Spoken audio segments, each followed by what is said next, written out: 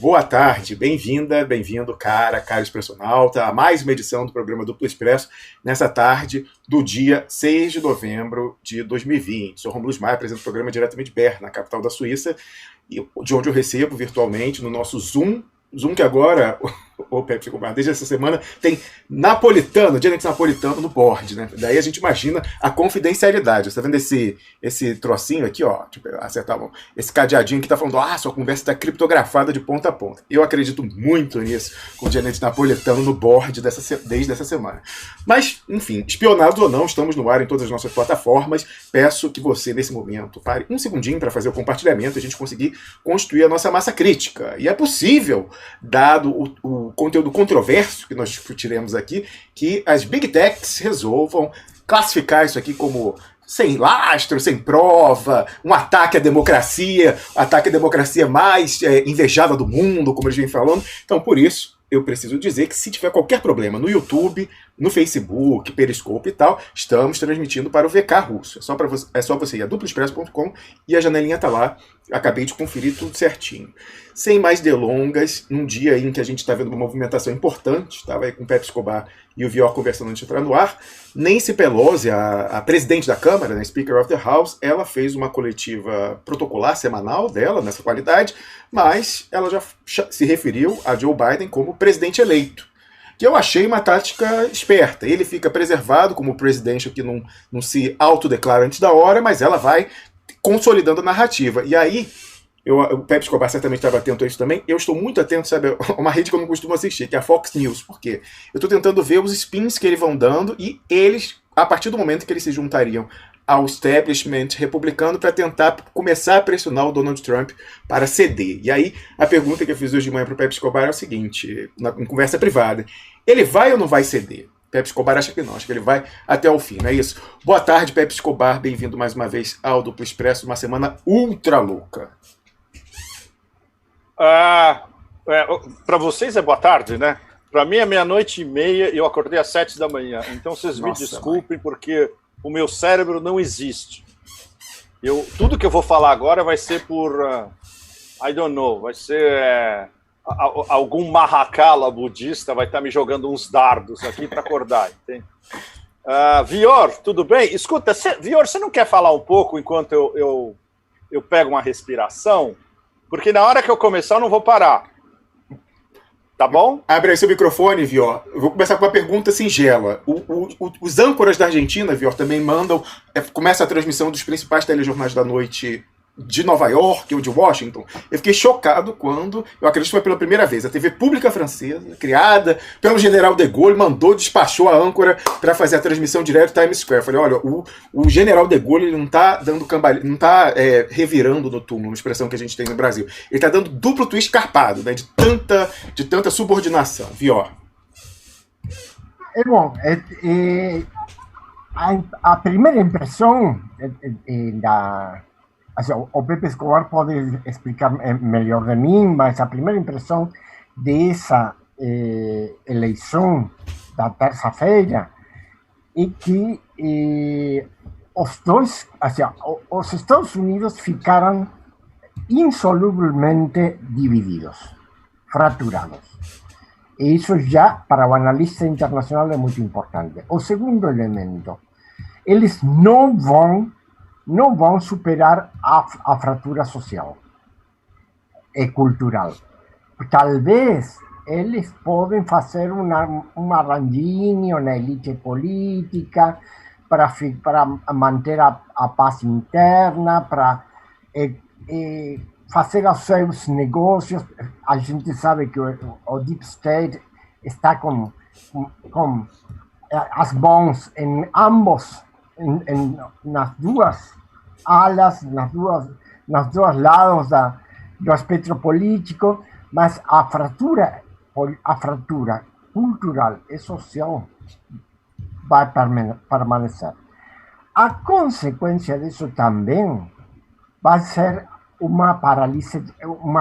um equilíbrio catastrófico de poder. Ou seja, um equilíbrio pelo qual ninguém pode avançar com as suas iniciativas. Nem os patriotas, nem os democratas ou soberanos, ou como chamar eles, o campo soberanista, está em condições de avançar com as suas estratégias. Assim, o que numa matéria que escrevi para hoje, na Argentina, eu explicava que essa eleição é similar no sentido à eleição de 1860. Era a primeira vez, na eleição de 1860, quando resultou elegido o Abraham Lincoln, o problema não era a escravidão. A escravidão virou um problema mais tarde, durante a guerra. A decisão de Lincoln, ele pegou em 1863. Mas o problema em 1860 era o problema originário dos Estados Unidos. Claro. Quem dirige? Dirige a União, ou seja, o Estado Central, a ideia dos federalistas, ou dirige a multidão de pequenas iniciativas soberanas dos cidadãos. Não só isso, também estava ali colocado a discussão sobre qual era o projeto nacional dos Estados Unidos, se integrar de uma forma subordinada ao imperialismo britânico ou realmente se constituir na principal potência do mundo. E isso eles resolveram através da Guerra Civil. Por isso que todas as demais eleições foram muito mais pacíficas, porque não tinha alternativa estratégica. Certo. Eram dois lados da mesma perspectiva, da mesma visão dos Estados Unidos e do mundo. Claro. Agora é a primeira vez, após 160 anos, que volta a se colocar uma discussão de poder. Então, por isso que a batalha é tão violenta, é tão aguda. Porque o que está em jogo é uma visão de poder. É uma decisão sobre a perspectiva dos Estados Unidos no mundo. Na conversa privada antes de ir para o ar, o Pepe Escobar começava a explicar para nós toda a dinâmica interna da eleição e esses resultados tão estranhos. Espero que ele possa explicar para a gente agora. Mas interessante aí não importa se o Trump resulta derrotado, deve ir para casa. Ou seja, a divisão, a fratura interna dos Estados Unidos vai permanecer. Então, quais são as perspectivas que eu gostaria de colocar para a discussão dessa tarde ou noite em Bangkok? É possível, na metáfora da velha República Romana, que a elite americana tanto cultiva, pensar numa saída cesarista, numa saída, ou seja, ir para uma guerra para instalar no interior uma ditadura burocrática?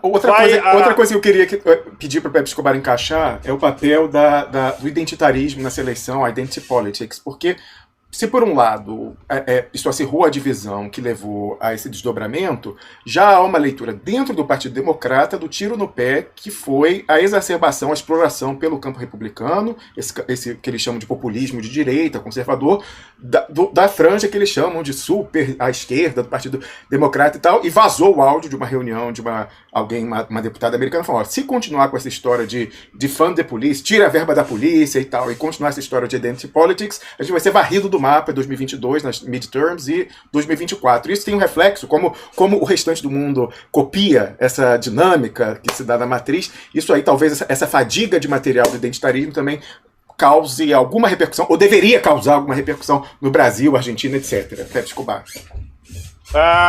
É interessante porque a woke generation e, por exemplo, novos eleitores jovens negros não foi um fenômeno nacional. foi em alguns subúrbios de algumas cidades muito particulares. Exemplo, na Geórgia. Por que teve essa reviravolta na Geórgia? Foram eleitores jovens negros de subúrbios de Atlanta, por exemplo, que o voto aumentou, disparou em relação a quem tinha votado na Hillary.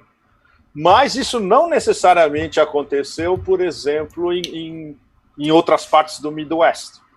Entende? Então teria que ver grandes subúrbios de grandes cidades, caso a caso. A gente não teve tempo de ver isso ainda. O que é fato é que no agregado o Trump conseguiu subir a votação dele na fração negra dos Estados Unidos de 8 para 12, de 2016 para cá, e latino foi um terço dos latinos. Exatamente, ou seja, aquele mito propagado pelos próprios democratas de que Trump é racista, absolutamente ridículo. E esse pessoal que votou em Trump, negros, classe média ou classe média baixa, por exemplo, eles têm um sério problema com Kamala Harris, quando ela era a top cop. Ela botou um monte de jovens negros na cadeia, o que é uma derivação daquela famosa lei aprovada em 1994 por Joe Biden. Ou seja, você traça o caminho dessa encarceração massiva, até por ter um cigarrinho de maconha na esquina, por exemplo, de jovens negros, a uma legislação que foi praticamente passada pelo Biden em 94. Ou seja, ainda durante a era Clinton. Por exemplo, tem esse fenômeno de rappers multimilionários, com audiência gigantesca, influenciadores, etc., apoiando tacitamente o Trump em público.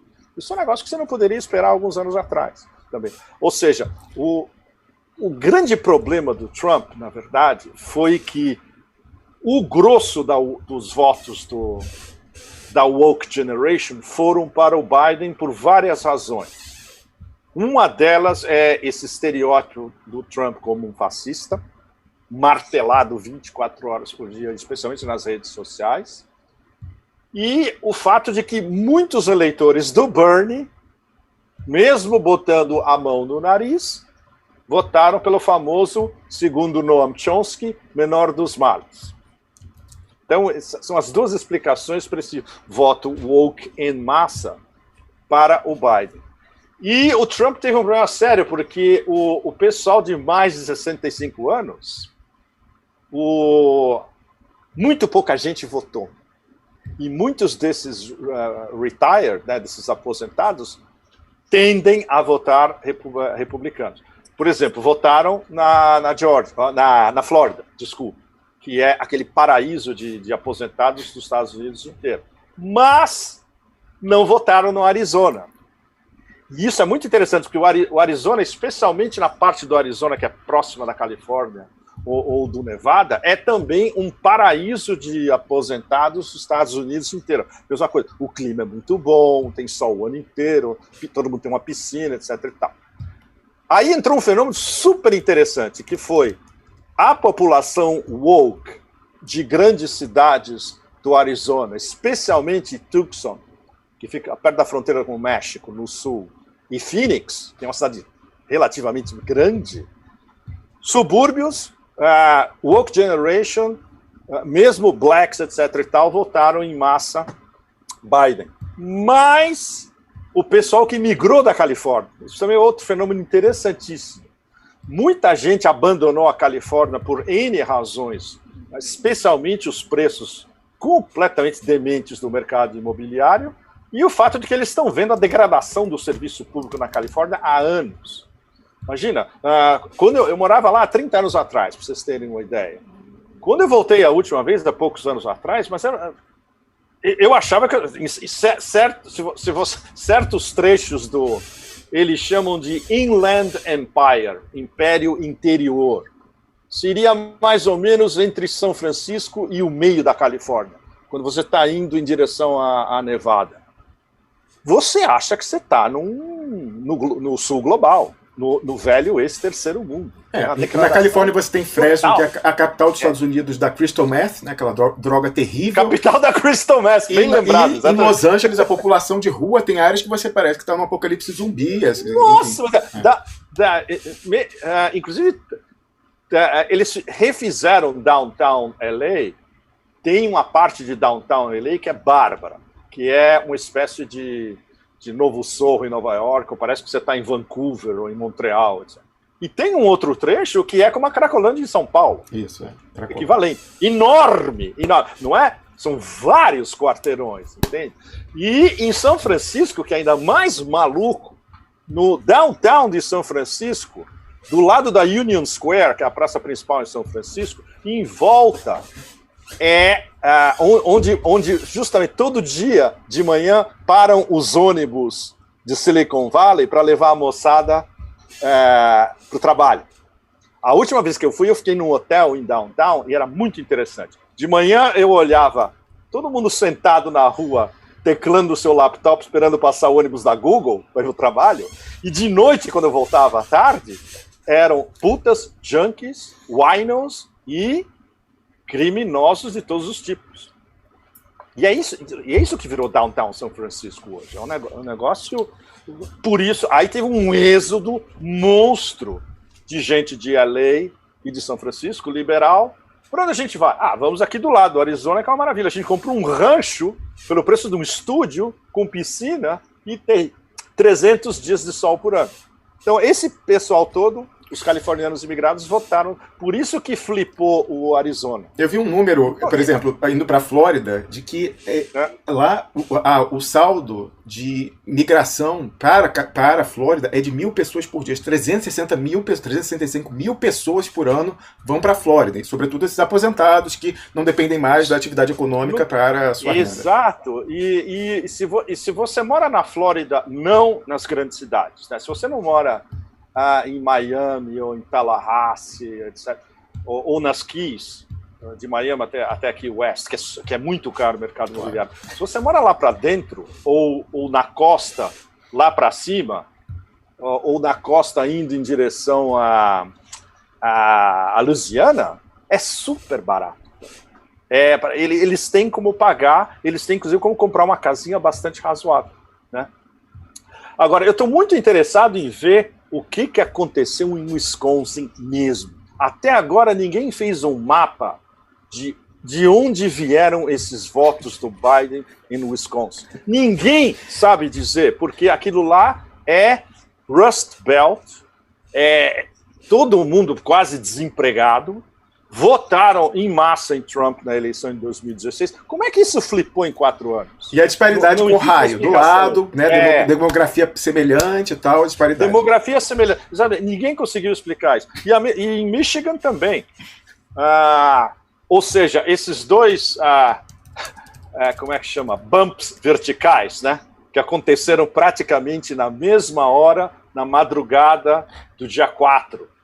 Na madrugada seguinte à eleição, entre meia-noite e 4 da manhã, simultaneamente em Wisconsin e em Michigan, não tem nenhuma explicação plausível. Olha, tem um delta aí, uma diferença, não sei se que ajuda a explicar. O governador em Ohio é republicano, o governador em Wisconsin é democrata.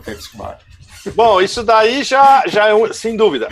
Isso já é um indício forte. Inclusive, na maioria desses estados que estão ainda em play, os governadores são democratas. Exatamente. E quando eles pararam a contagem na madrugada do dia 4, se não me engano, em 5 dos estados que eles pararam, os governadores eram democratas.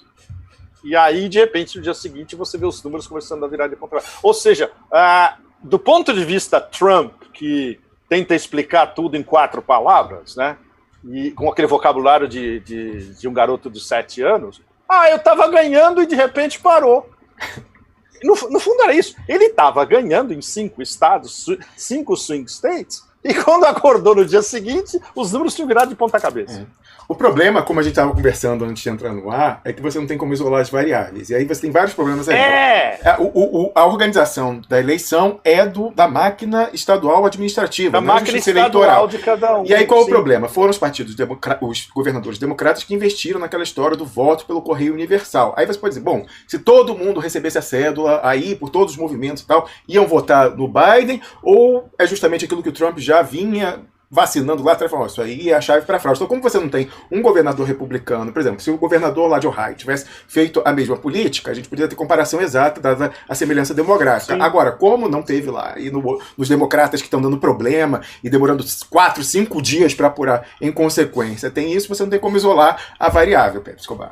O que a gente sabia desde o começo é que os dois lados sabiam que isso ia acontecer. E cada um se preveniu de uma maneira. A estratégia democrata desde o começo, vocês devem lembrar muito bem, temos que votar pelo correio por causa do Covid-19. Isso foi martelado 24/7 durante meses na cabeça das pessoas. E deu certo do ponto de vista dele, porque teve quase 100 milhões de votos pelo correio. Ou seja, eles usaram o Covid-19 como um pretexto, uma mera coincidência, como a gente sabe, que nunca acontece. Aconteceu uma coincidência, né? E fala, olha, todo mundo vai ter que voltar pelo correio. E isso abriu um campo, um leque de possibilidades de fraude pelo correio inimaginável. Por exemplo, tem várias instâncias já, mas de casos isolados de votos de gente morta, votos de gente que não tem como provar, não provou com uma peça de identidade que era essa pessoa mesmo, votos de gente de um estado que votou no outro, votos que desapareceram, descobriram votos para o Trump em latas de lixo. Tem inclusive fotos disso. Tem inclusive certas imagens nos birôs de voto, de apuração de voto, de gente preenchendo a cédula eleitoral, ditos contadores preenchendo as cédulas eleitorais. Ou seja, onde está o exército de lawyers republicanos para ir contabilizar tudo isso caso por caso, condado por condado, cada estação de apuração, e aí abrir um batalhão de ações em cada um desses estados. Supõe-se que isso possa acontecer nos próximos dias, mas uma coisa que o Benjamin Ginsburg, que é o grande especialista republicano em lei eleitoral há praticamente 4 décadas, falou agora há pouco, algumas horas atrás, o problema é você fazer isso depois do fato. Você tinha que estar fazendo isso durante a apuração. Antes e durante a apuração, no dia. Você fazer isso 3, 4 dias depois é impossível. Mas é por isso que o Trump pedia para parar a contagem, porque qual o problema? No envelope você tem como cruzar. Agora, depois que você tira a cédula do envelope, ela, por definição, tem que ser desidentificada. Aí já era. Desidentificada. Hoje à tarde apareceu uma bomba absoluta que vários de nós estamos tentando corroborar ou ter uma confirmação definitiva, mas até agora não aconteceu. O Steve Pieczenik, ex-CIA, aposentado também, mas tem um CV absolutamente monstruoso e irretocável, é um operativo do Deep State que conhece todo o Deep State de ponta cabeça, foi responsável por várias operações, Shadow Operations da CIA, pelo mundo inteiro. O problema é onde ele foi. Ele foi no Alex Jones. Você dá uma entrevista para o Alex Jones, imediatamente você é catalogado como conspiracionista ou lunático. Isso é um enorme problema. E o Alex Jones... Você sabe com quem que fizeram isso no Brasil, Pepe Escobar? Com a Sybil Edmonds. Ela deu uma entrevista sobre as restrições da... A Sybil Edmonds, sua amiga, ela deu uma entrevista para o Alex Jones relatando as questões, as restrições que ela tem ao Glenn Greenwald. Você fala, mas então ela é louca porque está no Alex Jones. Olha só, dá uma busca aqui rápida, Pepe. No mínimo, pessoal... Pois é, isso... Olha, tenta achar, desculpe, Rômulo, tenta achar, vai no Zero Hedge, tem a matéria do Zero Hedge, onde está embutida a entrevista do Pixenick para o Alex Jones. Super importante.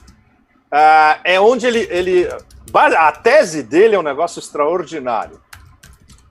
Ele diz que todos os votos estavam sob a supervisão direta do Homeland Security. Os nossos amigos que implementam o Patriot Act. Claro. Né? O problema é que isso, evidentemente, foi subcontratado para diversas empresas, para elas imprimirem os votos. O X da questão, segundo o Pixenick, é que todos os votos oficiais estavam marcados com uma linha d'água. Eles estavam encriptados usando blockchain, tecnologia de blockchain, ou seja, a prova de cópia. Ou seja, segundo a tese dele, seria muito fácil para esse batalhão de advogados republicanos, quando eles forem fazer recontagem, imediatamente você identifica um voto falso. O problema é você conseguir obrigar governos de determinados estados a fazer essa recontagem. Porque, na maioria dos casos, é só quando a margem é muito pequena. Menos de 0,5%. Por exemplo, já foi confirmado que vai ter uma recontagem na Geórgia, porque a diferença é de menos 0,5%.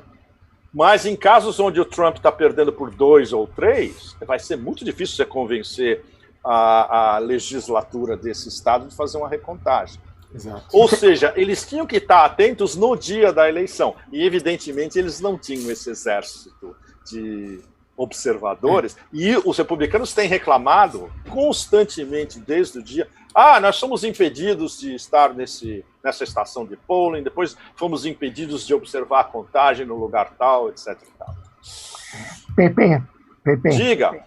Mas o aparelho do Partido Republicano tinha interesse nesse controle? Tem interesse agora na revisão?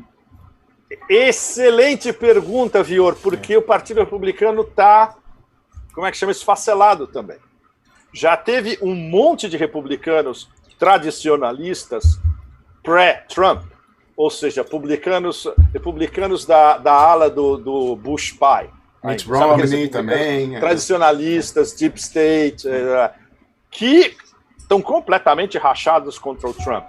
Ou uma geração que vem um pouquinho depois e que sempre foi adversária do trumpismo, como o Mitt Romney, por exemplo, que é totalmente anti-Trump, dentro do partido, e são figuras importantes dentro do partido, e eles não querem revisar coisa nenhuma. Eles querem, na cabeça deles, se livrar do trumpismo.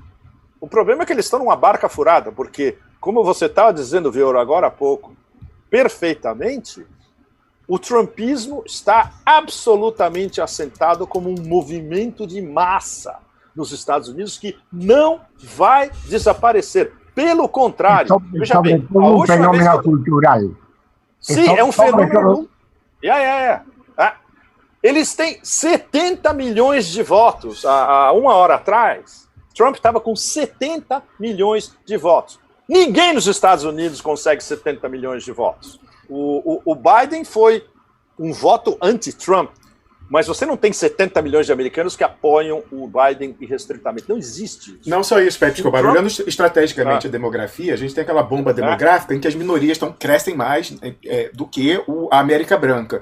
E ele conseguiu quebrar aquela divisão tradicional de que as minorias votam os democratas. Então, o Partido Republicano não tem futuro eleitoralmente em eleição majoritária se ele não conseguir ter essa penetração que o Trump permitiu com esse populismo conservador. E ele conseguiu uma coisa que os republicanos viviam reclamando discurso há décadas. Exato, há décadas. Nós não conseguimos penetrar nas minorias, entre negros. Acabou, não tem mais isso. O trumpismo como um movimento sociocultural e político é um negócio absolutamente extraordinário. É um movimento de massa que vai continuar se expandindo cada vez mais, porque assumindo que a gente tenha um novo presidente em janeiro, presidenta mais cedo ou mais tarde, né? Não se esqueça que ele está em estágio 2 de demência.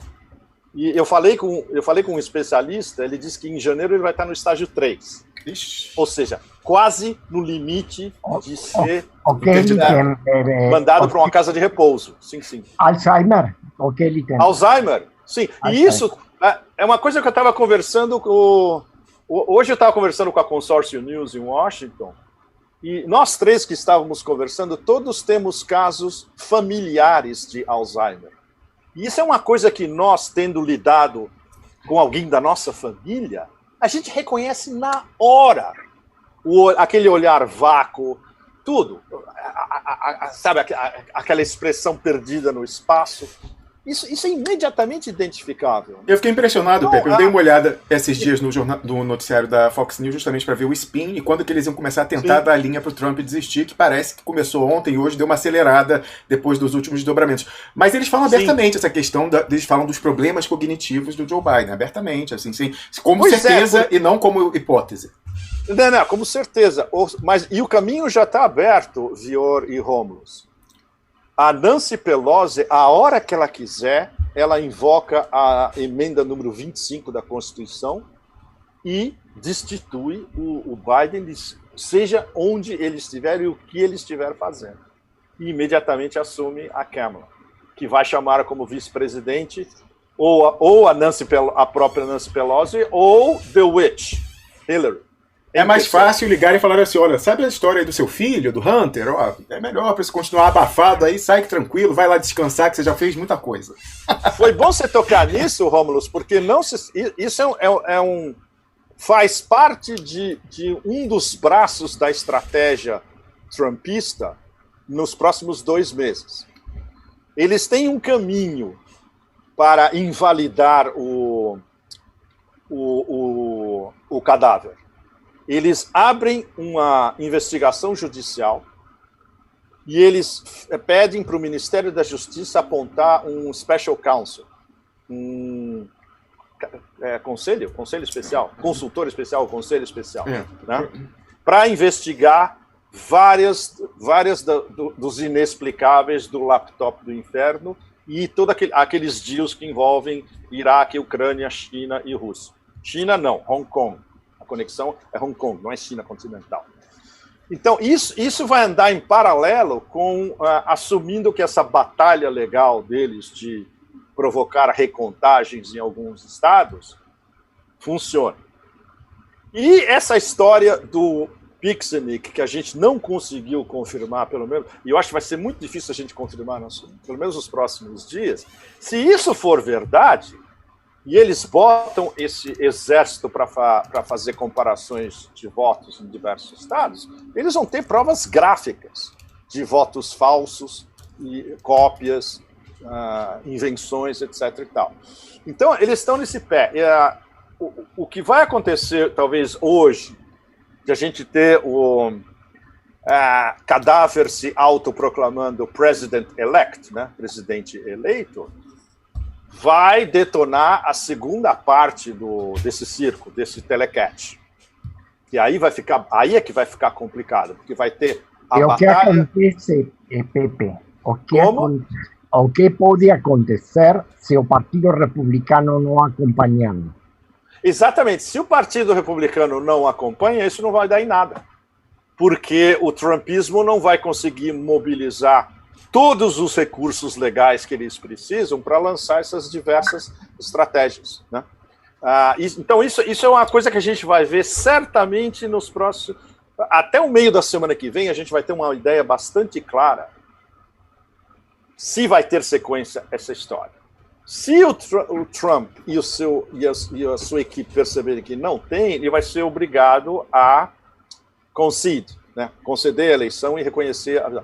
Aí, o que ele pode fazer até a inauguração fica em aberto. Porque aí não vai ter mais... A única batalha legal vai ser tentar invalidar o Trump com uma investigação no Comitê Judiciário ou com esse Special Counsel apontado pelo Ministério da Justiça, que, veja bem, tudo isso ainda está sob jurisdição Trump. O Senado é dele, o Comitê Judiciário é dele e o Attorney General, o Barr, é dele. Ou seja, ele controla esses três atores. Vamos ver até que ponto ele controla. Por isso que a pergunta do Vior é muito boa, porque até que ponto o partido como um todo vai entrar nessa briga, ou eles vão dizer, olha, não tem jeito, não vai dar certo, já água que escorreu debaixo da ponte, o cara já foi apresentado, vai ser certificado pelo colégio eleitoral em dezembro. Eles já têm feito o seu negócio. Os senadores estão no Senado, os governadores estão no governo. Pois é. A Supreme Court está na corte. Exato. Não precisa mais pro Trump. Pois é. Ou seja, eles vão se arriscar uma batalha que eles podem, inclusive, perder só para ter a presidência. Eles já garantiram um negócio super importante. Qualquer coisa que a presidência democrata tentar passar a partir do ano que vem, vai esbarrar no Senado. Qualquer coisa. Ou seja, já tem o que eles chamam de gridlock nos Estados Unidos, né, engarrafamento. O engarrafamento está garantido em Washington. Então, para eles, os próximos 2 anos está tranquilo. E o Trump poderia, quem sabe, fazer um acordo interno, isso é uma possibilidade, com os republicanos, falar, tudo bem, eu fico quietinho durante 4 anos e eu volto em 2024. E aí vocês me apoiam. Porque eu tenho 70 milhões de votos, vocês não têm nada. Mas ele tem um problema, um grave problema, que são todos os processos contra ele. Os processos, exatamente, os processos contra ele. E follow the money, né, Vior? Pode ser até $1 bilhão em dívida. Que a gente não sabe se ele tem como pagar ou se ele vai ficar rolando com o Deutsche Bank e companhia a eternidade. Né? Ninguém sabe mesmo. E ninguém sabe a cifra exata das dívidas. Esse é o preço de seu silêncio. Exatamente. Vai lá. É o preço do silêncio. Exato. Exatamente. Bom, dando o passo além a partir de janeiro, aí é que vai entrar o capítulo sensacional onde todas essas esquerdas ditas progressistas do Ocidente, Brasil incluso, que são de uma ingenuidade, mas absolutamente inimaginável. Precisa né? ver. Nossa, eu tenho ideia. Eles vão ver o que é o Deep State de volta ao controle total da maquinaria do Coeso, Estado. pois é. Coeso. Antes tinha o Trump com a sua atuação gargantua pantagruel o tempo todo, né? Um negócio, né? Quase de personagem de literatura, na verdade, fantástica, né? Literalmente. E com, digamos, instâncias do Deep State que em volta dele o controlando mais ou menos. Tinha o Pompeu, que é um agente da CIA controlando a política externa. Tinha uma maluca, a Madame Tortura da CIA, na CIA. Antes tinha o John Bolton, que mais Deep State do que isso, impossível. Né? Os caras do Pentágono, a mesma coisa, depois dos generais, esses tontos do Pentágono que vieram depois. Como é que chama? O Mark Esper, que é a porta giratória, né? Ele é praticamente um civil. E esses caras estavam todos controlando o Trump em volta. E o Barr, que é gangue de papai Bush. Ou seja, o Barr, por definição, não é um trumpista, pelo contrário, ele é velho Deep State, ou seja, anti-Trump. E ele é o procurador-geral. Por isso que a gente não pode ter muitas ilusões de que o Barr vai fazer qualquer coisa que o Trump lhe peça nas próximas semanas. Né? Certo. A partir de janeiro, a gente vai ter o Deep State, The Blob, como eu chamei na semana passada na minha coluna. O Blob vai estar integral controlando tudo. E aí a gente vai ver a maravilha que vai ser para a América Latina, para a Síria, para a periferia da Rússia. Aí é que vai começar a história séria mesmo. E aí eu quero ver esses chomkistas, ou slavozizekistas, ou essa esquerdinha brasileira progressista, identitária, etc. e tal, que está gritando de prazer agora, viva o Biden, etc. e tal, eles vão ver o que vai ser bom o Obama-Biden 3.0, que é o que vai ser. Inclusive, tem alguns representantes dessa tribo aqui no chat provocando, falando o Pepe Escobar não vai dar o braço a torcer de que ele errou no prognóstico eleitoral. Olha, que eu saiba, das últimas semanas. Mas isso é uma pergunta. Você falou que ia ser pau a pau. Não sei de onde tiraram que você falou que exatamente. É uma pergunta absolutamente imbecil, porque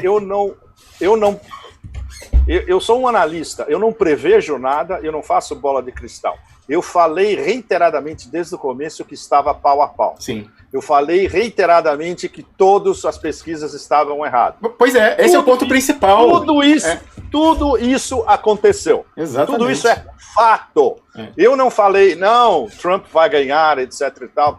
Eu falei, olha, ele tem uma excelente chance de levar, de acordo com quem eu estava escutando em Wall Street, de acordo com gente que tinha acesso às pesquisas internas dos republicanos, ele tem uma excelente chance em vários dos swing states.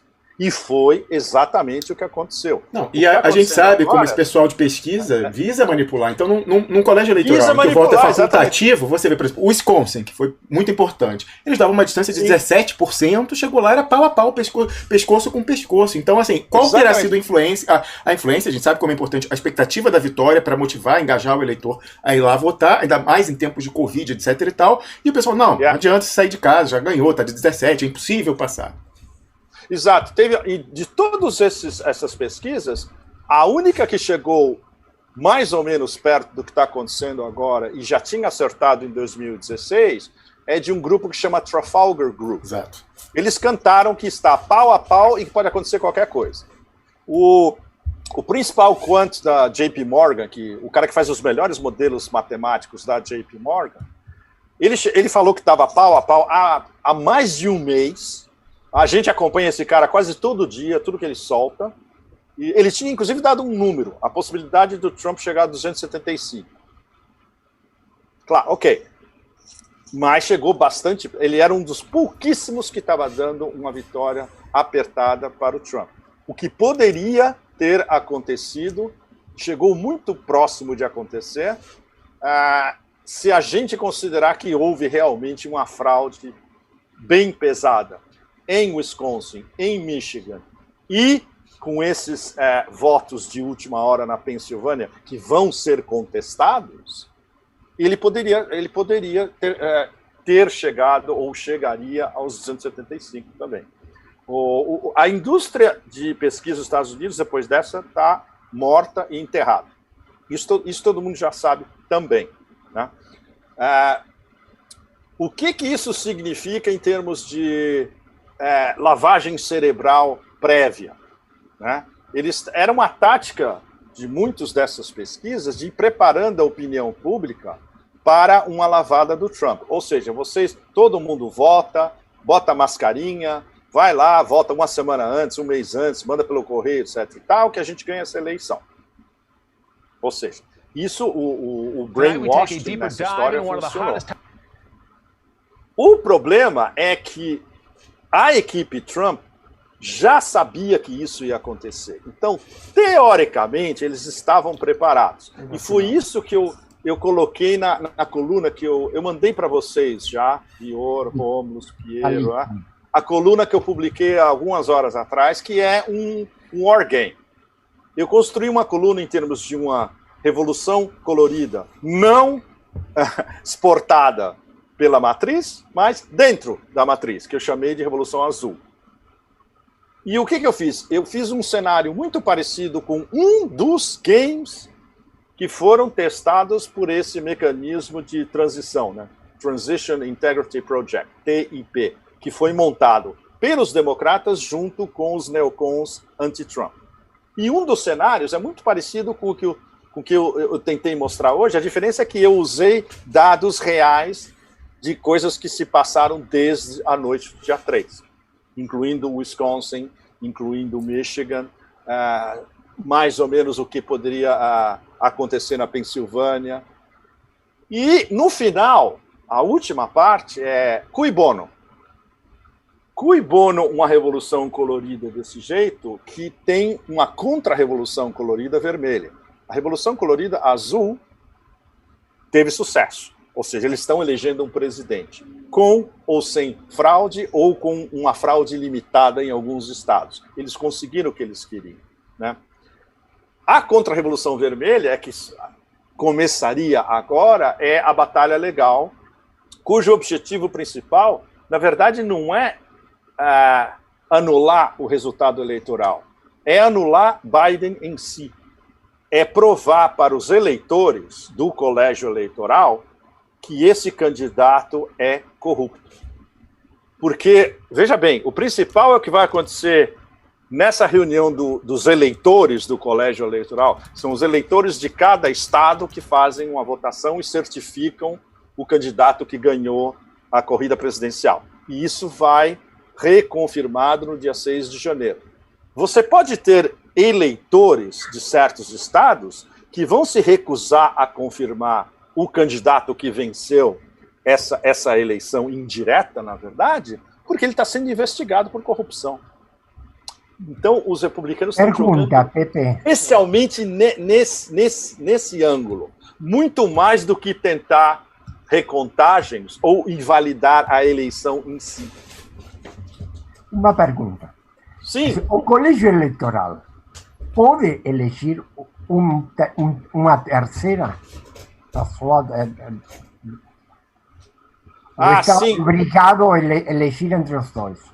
Sim, entre os dois. Porque o colégio eleitoral depende diretamente dos dois candidatos que estavam disputando a corrida presidencial. É exclusivamente. Não é que eles podem chegar, bom, os dois estão desqualificados, vamos votar na líder do Congresso, a Nancy Pelosi. Não podem fazer isso. Ô Pepe, para as pessoas aí que estão afoitas, repetindo, né, o discurso da Globo, do Twitter, de que não se pode questionar a evidência do processo eleitoral americano da apuração, queria trazer uma coisa assim, um dado interessante. Os únicos locais em que a gente tem esse atraso de 5 dias, 4 dias úteis e tal, são esses swing states que estão sendo determinantes para o desenho que está se configurando aí. A Califórnia, sim, que é um estado que não é swing, é sempre democrata e tal, ela sempre também teve o voto postal universal e entregou o resultado na mesma noite. Eles entregaram o resultado há alguns minutos. Alguns minutos eles já tinham o resultado e já está publicado. Ou seja, é possível. Se você tem um sistema eletrônico de contagem realmente de grande potência, você tem o resultado em alguns minutos. O Brasil tem resultados quase imediatos. Mas aí é outra questão. Ok. Porque a onda no Brasil agora é fazer apologia do nosso sistema inauditável, o código é inauditável da urna eletrônica, sem conferência, sem contraprova. O pessoal fala, tá vendo como é uma maravilha? Mais ou menos. Pois é, então é complicado. A gente tá vendo aí outros... A não ser que explique uma diferença técnica, metodológica muito grande. Daí vai haver um movimento de massa, certamente a partir de agora, para mudar as regras desse jogo. Chega de colégio eleitoral, vamos fazer eleição direta, ao vivo, com cédula de identidade. Como em qualquer democracia ocidental desenvolvida. Né? Outro problema é a falta de justiça eleitoral. Sim.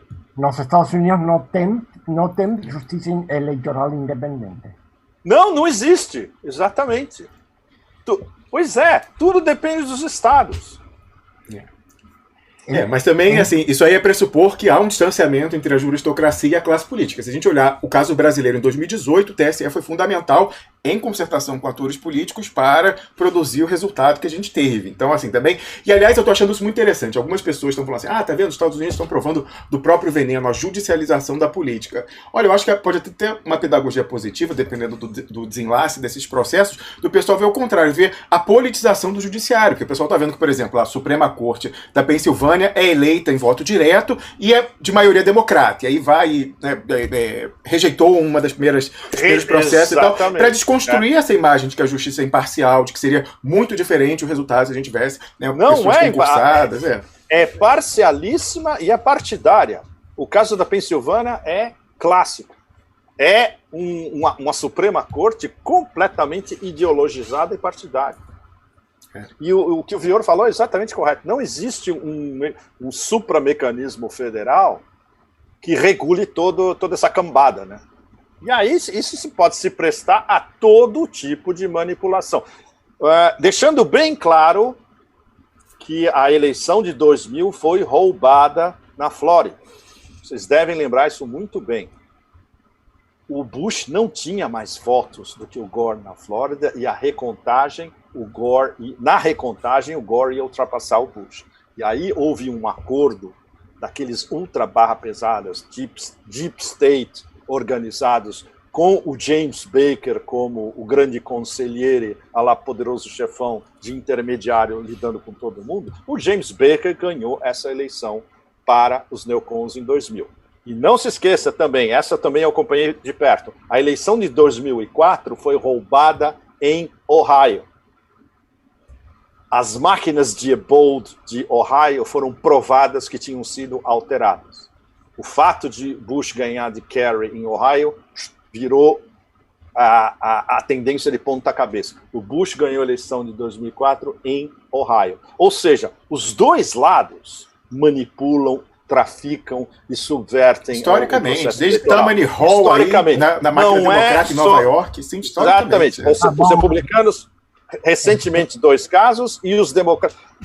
Nas 2 eleições do Obama era impossível, porque o Obama estava na frente, disparado em 2008 e em 2000. Não tinha como roubar, é absolutamente impossível. E os candidatos eram uma piada, a gente lembra muito bem, os dois. Né? Nessa, provavelmente, ainda não tem a smoking gun absoluta, os democratas. Mas eles já tinham cantado essa bola há meses. Eles tinham dito várias vezes, tacitamente, pela direção do partido ou pela própria Hillary. O único resultado que a gente admite é uma vitória do Biden. Não admitimos nenhum outro resultado. Ou seja, eles eram capazes de lançar os seus exércitos identitários na rua. Né? Por isso que tem esse boarding up nas grandes cidades americanas, aquelas coisas de madeira na frente das... Como chama em português? Quando você vai aquelas coisas de madeira? Tapumes. Tapumes na frente das lojas, das propriedades, etc. Porque eles estavam esperando que se houvesse uma vitória de Trump, esses exércitos identitários iam entrar pela rua. O inverso, a gente não sabe o que vai acontecer com essa mobilização em massa dos 70 milhões de votos trumpistas. E aí, o poder que ele tem, o negócio, é transcendental. Ele pode soltar um apitinho de cachorro e botar milhões na rua, no mesmo dia, contestando a eleição inteira, não só estados individuais, mas a eleição inteira. Ele tem esse poder. Eu torno para meu comentário. Sim. Os processos. Eu acho que os processos contra Trump e as dívidas que ele tem são uma pressão muito forte e que ele vai ter que ceder. Exatamente. E aí tem o famoso acordo interno, Vior.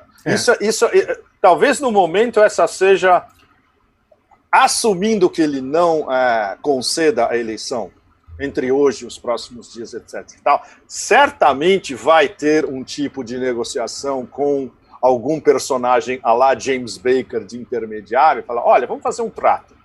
Você aceita e tudo que a gente tem contra você desaparece. É o Golden Parachute, o paraquedas dourado. Talvez ele esteja operando a situação, a alavancagem política que ele tem para conseguir esse paraquedas dourado. Assim como, nesse caso, né, essas forças subterrâneas, elas conseguem operar, têm alavancas contra os dois lados. O caso do Trump é o processo e o outro Hunter Biden. Então, não há como eles terem um controle absoluto. Esses atores eles têm liberdade, margem de manobra total na sua agência.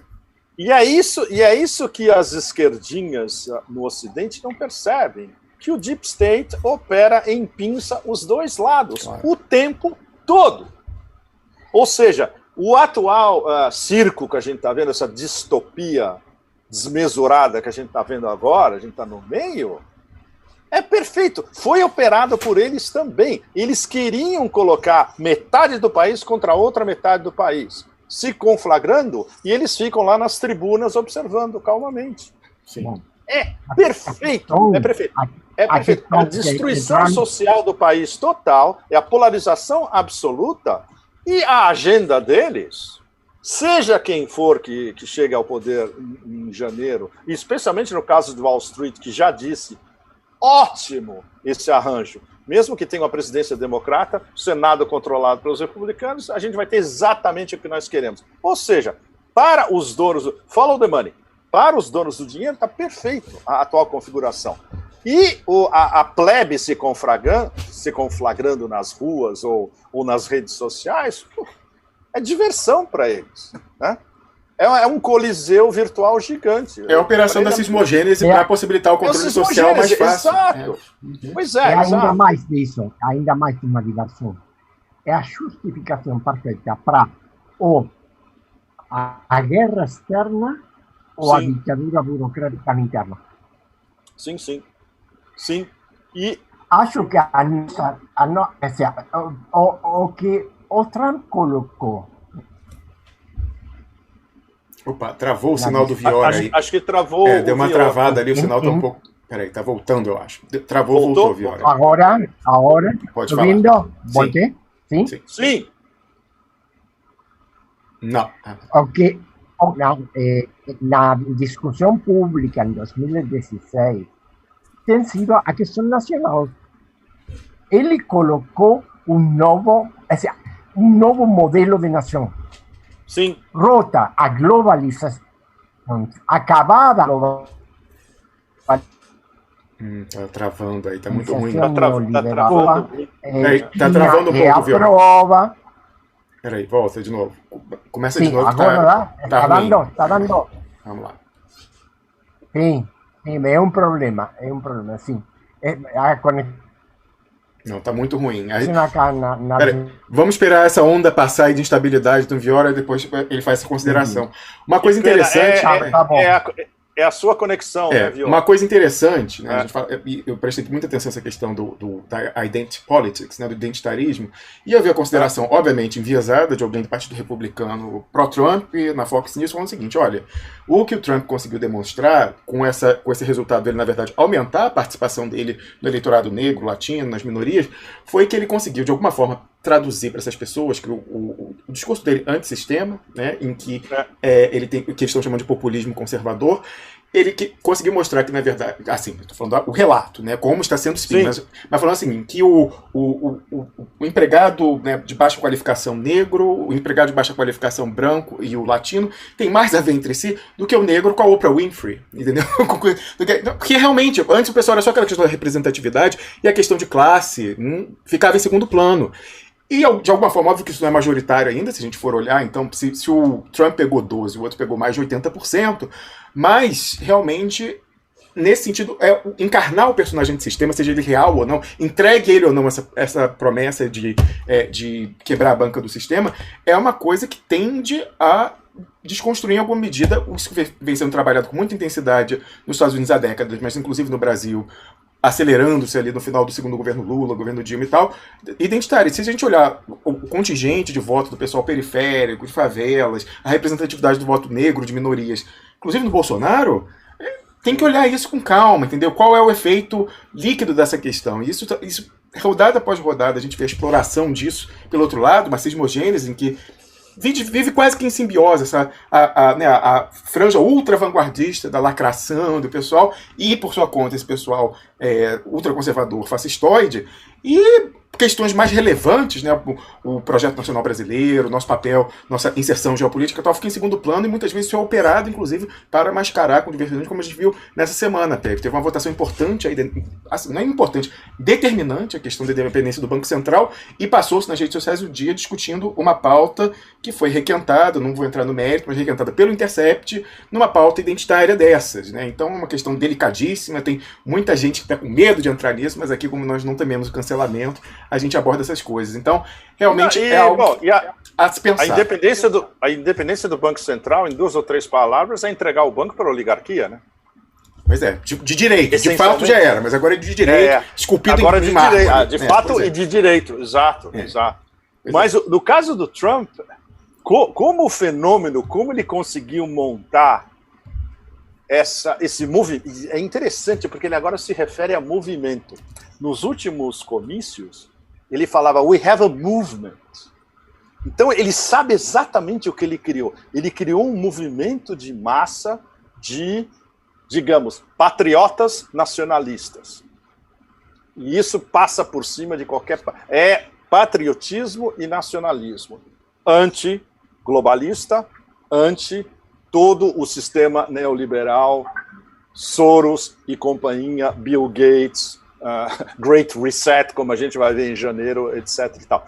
A ressonância disso, e é incrível, porque não é só eleitores naquela faixa de trabalhadores desempregados, ou seja, o proletariado fora do banquete e baixa classe média, e o mundo rural semi-iletrado. Não é só isso. Tem ramificações em todas as classes sociais e em várias faixas de renda também. É muito impressionante. Ainda não tem o definitivo estudo do trumpismo. Eu imagino que nos próximos 2, 3 anos vai sair o definitivo estudo sociológico um breakdown do trumpismo por dentro, né? E agora é irreversível. E não só os republicanos não sabem lidar com isso, porque o Partido Republicano agora é ele. O Partido Republicano é o Partido Trumpista. E todos os outros são satélites. E os democratas já estão desesperados, porque eles já começaram a discutir essa semana, que eles vão tomar uma cacetada nas eleições de 2022. Eles perigam perder a maioria na Câmara também nas eleições de 2022. E eles já sabem disso. E isso tem muito a ver com a corrupção interna na cúpula do partido. Pelosi, os obamistas, os resquícios do clintonismo, etc. E tal. Essa laia que exatamente, que povoa o Deep State e que está intimamente ligada aos neocons, está destruindo o Partido Democrata por dentro. E o verdadeiro Partido Democrata seria o quê? O Bernie, que foi destruído por dentro. Ou seja, isso é mais um exemplo sobre fraude eleitoral, bastante plausível em vários níveis. Eles cometeram uma série de fraudes para eliminar o Bernie da corrida presidencial. Eles cometeram fraudes para eliminar a Tulsi Gabbard, que teve uma hora que a Tulsi começou a subir muito rapidamente. Ela foi eliminada de debates da prévia democrata. Eles simplesmente eliminaram a Tulsi, ou seja, para ela não ter exposição em público. E em público, ela é muito melhor do que a Kamala. Se não me engano, teve um debate onde ela destruiu a Kamala, um dos primeiros, antes dela ser barrada completamente. Ou seja, tem lideranças democratas jovens e não tão comprometidas com a máquina do partido, mas para isso você tem que fazer uma terra devastada, desolada com todo esse povo, Pelosi e companhia. O Bernie Sanders, no caso, a questão do Bernie Sanders é que ele é freguês, né? Já foi mais de uma vez que ele é garfado no plano nacional e, de alguma forma, ele aceita. Então, também, assim, não dá para colocar muita esperança nele. Pois é, né, Romulo? No dia seguinte que ele foi garfado, ele estava apoiando o Biden. No dia seguinte, literalmente. Exatamente.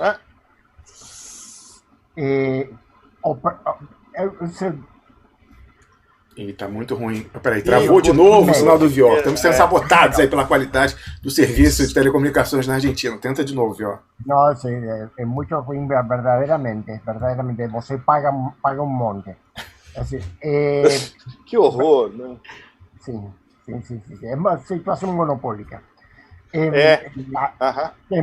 Primeiro, um problema de agenda pública, ou seja, voltar para a pauta, para a questão nacional. Acabou a globalização, acabou a discussão sobre a globalização, acabou o Império Único, agora todos, a Rússia, a China, todos voltaram para uma política nacional. O problema é definir o que você entende como política nacional. Quem entra aí, quem não entra, como organizar, tudo isso. Você pode ter uma política nacional progressista, uma política nacional reacionária, mas precisa ter uma visão nacional. Esse é o primeiro problema. Esse é o debate internacional. O segundo problema é também do lado do Trump, desse movimento nacional. Eu concordo com você, Pepe. Ele lançou um movimento nacional, mas o problema é que ele não tem lideranças médias para enquadrar esse movimento. Então, esse movimento pode sair para uma luta de bandas. Uhum. E o movimento é quase familiar, né? Uhum. Quais são os líderes do movimento? A família Trump, no fundo. E alguns satélites próximos. Qualquer semelhança com um paísinho ao sul do Equador não é mera coincidência. Não, exatamente, não é ocasional. Inclusive, Pepe, teve algumas pessoas, eu fui ver alguns dirigentes partidários da esquerda no Brasil, que querem embarcar nessa questão, tentando vender para os seus seguidores nas redes sociais que a vitória de Biden vai ser determinante para o desenlace no Brasil. Eles falam o seguinte: não, veja bem, o principal esteio internacional do Bolsonaro é o Trump, caindo o Trump, isso enfraquece e isola o Bolsonaro. Como se o problema, como se fosse os maquiavéis, assim, não, esse pessoal eu não estou junto com esse pessoal da lacração, não, eu sou contra, pensando estrategicamente, porque é o isolamento do Bolsonaro. Como se o problema do Brasil, né, se o controle do processo político brasileiro fosse da família Bolsonaro, né, da família tirando o Bolsonaro, o Mourão houvesse muita diferença. A gente já viu, inclusive, eles próprios já fagocitarem esse dissenso com uma plantação na imprensa nos últimos dias do Mourão. O Bolsonaro falou, não, nós somos Trump e tal, eu vou até o fim com ele. O Mourão falou, não, nós temos uma relação de Estado e tal, mas esse pessoal justamente eles não querem encarar essa questão do papel de construção de um metapoder, um deep state tabajara, dos militares controlando aqui pra frente. Como eles querem se vender no eleitoralismo, a gente vai se lançar e não sei o quê, e estão super empolgados com o processo municipal agora, não interessa. Então interessa, não, olha, vai ter uma grande mudança porque vai se perder a interlocução internacional. Não dá, entendeu? Assume logo que esse pessoal tá, enfim, é o discurso da lacração, porque dependem dessa base lacradora para receber votos, para no eleitoralismo, elegendo aí uma bancadinha de meia dúzia de deputados, né? A gente sabe qual partido que é, do que tentar se vender como grande analista internacional, grande pragmático, porque não vai ser, e é muito diferente. A mudança, a gente tem que lembrar que todo golpe no Brasil foi gestado na administração democrata, que o Biden em pessoa veio ao Brasil manifestar o interesse dele e dos Estados Unidos na questão do pré-sal. Então, assim, não vai colar, né? Assume que vocês precisam dos lacradores e não podem, por isso, não podem encarar uma campanha de cancelamento. Exato. Mas quanto à questão nacional, que bem evocada, Fior, está no cerne do que a Rússia e a China estão fazendo e falando abertamente. Foi o que ficou provado. E o Papa, exatamente. Foi o que foi provado nas discussões do Valdaia 2 semanas atrás. A semana passada em Pequim, na votação do plano quinquenal, que não é nem... São 3 planos em um, vai até 2035, na verdade. Eles já circunscreveram a questão nacional à perfeição. E é um projeto de desenvolvimento nacional inclusivo que pode usar algumas características da globalização em termos de comércio e investimento. Ou seja, os tentáculos de comércio e investimento da China pelo resto do mundo. Mas o principal é o projeto de solidificação da nação chinesa. A própria ideia da comunidade de destino de destino comum para a humanidade é a comunidade entre as culturas. É comunidade entre as culturas. Que também a ideia do Papa na Laudato Si e na Fratelli Tutti. Porque ele está convocando o encontro e o diálogo das culturas, um novo futuro com respeito para todas as culturas. O que quer dizer também para todas as nações. Vior, isso... Eu ainda não li o texto que você me mandou. Desculpe, eu não tive tempo. Eu vou ler esse fim de semana. Essa semana mas existem discussões em altíssimo nível entre o Vaticano e o Politburo, eu imagino, sobre isso, não? é a condição do arranjo sobre os bispos. Sim. Esse arranjo sobre os bispos não é só um problema de direito canônico. É a condição, é tirar fora o conflito, o atrito que eles têm de 70 anos, da fundação da República Popular, para começar a compartilhar os espaços.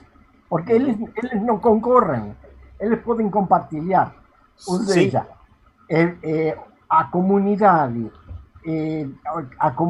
de destino comum para a humanidade, como projeto político e econômico, é perfeitamente compatível com a comunidade, com a inculturação da fé. Que é o projeto de Bergoglio. É um era isso, projeto jesuíta. A minha próxima pergunta era essa. A iniciativa foi do Bergoglio, não? Do diálogo. Sim. Agora, essa questão de eles chegaram a... Por uma razão, desculpa, Romulo, o Bergoglio tem um antecedente político para isso. Nos anos 60, Perón tinha uma